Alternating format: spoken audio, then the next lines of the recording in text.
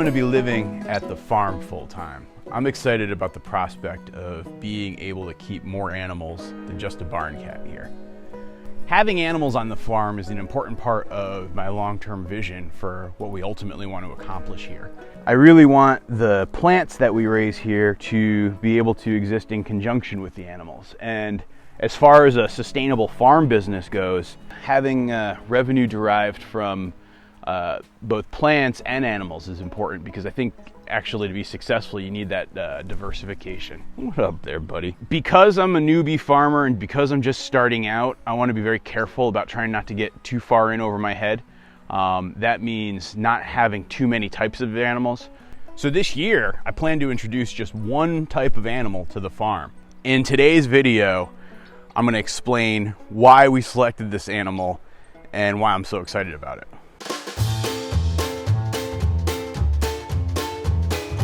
So I've considered a number of different animals to keep at the farm.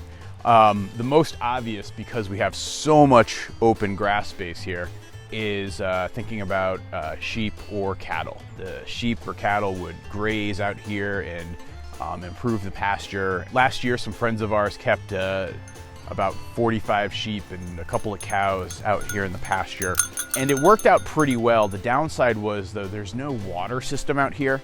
So what we would have to do is a couple of times a day truck up gallons and gallons of water out back here to make sure that the animals had sufficient water.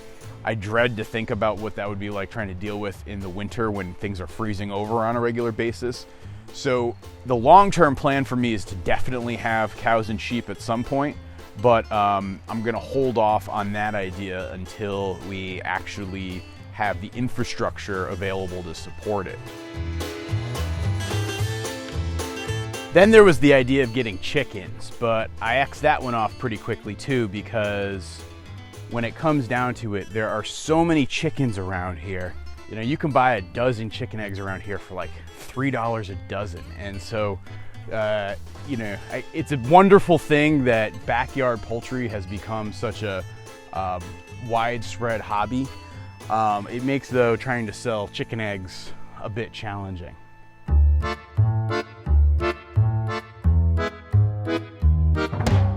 We also thought about getting some goats here for the farm. I envisioned this nightmare scenario where they escape, because I'm a novice goat herder, and they get in here and they just murder 600 plants that we spent so much time putting in. The other thing with goats is Allison has this crazy affection for them, and it would mean that we could never do them for meat, and because she would cry and feel very sad. And so I don't know if I could just do dairy goats. That's a lot of work, you know, milking them regularly, and I don't know. I gave a lot of serious thought to pigs. You've got some of the same infrastructure challenges as sheep and cattle, but because I wouldn't be trying to raise pigs year round, I would just be doing them from little, called wiener pigs, up to the time of slaughter. It wouldn't be that bad. I wouldn't have to deal with the winter component of it. And so I very seriously thought about it. I love the idea of having them work some of these woodier areas and weedier areas and have them rip up the terrain, and then I get the opportunity to reseed it with grasses. But the thing that ultimately made me shy away from the pigs was I'm getting just a little bit far into the year to be able to raise the pigs before winter comes. And again, I'm very concerned about trying to raise these things when the water is going to be freezing without a better watering setup and water infrastructure than I have right now. So what animal did I end up choosing? Ducks. I have this crazy vision for what I want this place to be. Picture it with me now. These little seedling trees actually being semi-mature. Picture there being ducks kind of wandering around out back here. I keep them in like a chicken tractor that I can pull myself or have, you know, pulled with an ATV. I move it around on a regular basis. That serves as the duck housing. I use some polywire fencing and I put it all around a certain area. I move that area every couple of days or so. The ducks are out back here working. They're picking at the insects. They're picking at the weeds. They're pooping all over the place.